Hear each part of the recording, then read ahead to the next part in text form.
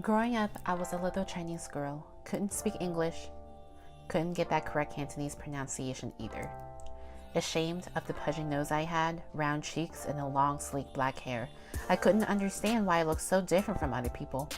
From ESL classes to math tutors, I was always a step behind until I reached middle school, where I caught up but was instantly stereotyped as the model minority, the Asian that everyone wanted to copy their homework or befriend to get help and get tutored.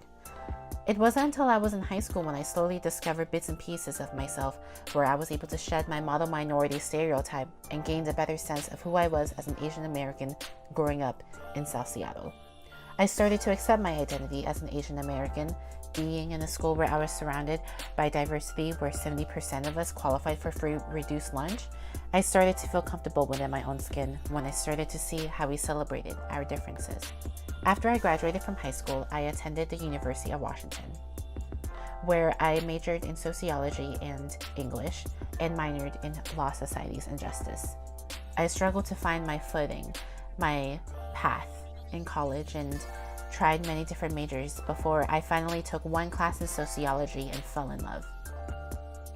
The reason why I really loved sociology was I was learning about research and about issues that impacted my life, that I was looking at the issues that impacted my friends and I, and finally having a more analytical lens to the personal experiences that I had.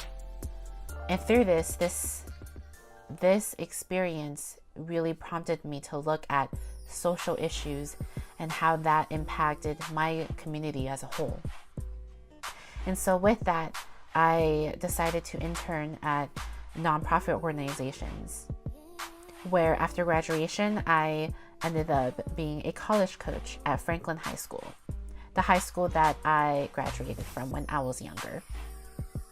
As a college coach, I helped low-income students navigate the college application process and access higher education.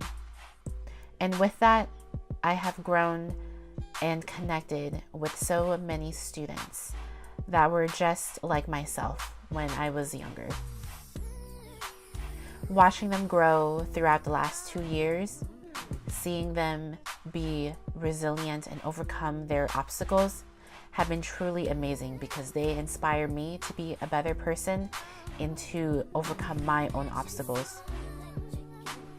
They also give me the drive to understand the issues that were impacting them and our community, and look at different ways that I can support the community in the future. Aside from my passion to support youth, I have a great passion for the arts. As a freelance artist, my creative mediums are jewelry making, videography, and photography. I strive to create art to express the stories and resiliency embedded in my community, to highlight the different narratives and diversity in the world. After I finished my first year at Franklin High School, I applied and attended the University of Washington Leadership in Higher Education Master's Program. When I began my first year at the College of Education, a slide in my professor's class inspired me to combine my two passions for art and education together. Through her class, I wrote a policy memo advocating for more student support through art programming and community-oriented mental health services for students of color. I finished my first year in the Leadership in Higher Education's program with clearer intent and purpose in what I want to do after graduation. With the upcoming year, I hope to learn more about research, statistics, and how that can inform my future plans in the development of programs. I hope to one day create arts programming in a higher education institution that will create a safe space for students of color to learn foundational art skills and how they can utilize art as a tool to advocate for the change they strive to see. As you can see from this video, I love my community. South Seattle is my home. For the people, for the culture. Thank you.